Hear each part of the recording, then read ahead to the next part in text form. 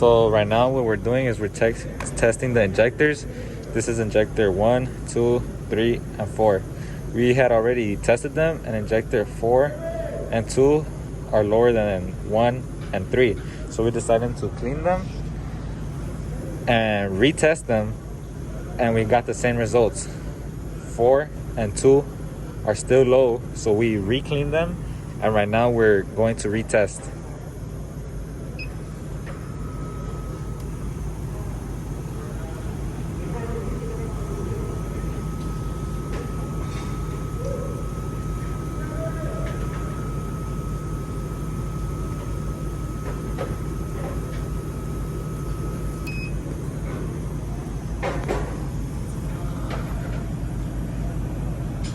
As we could see, injector 4 and injector 2 are low. 1 and 3 are our highest.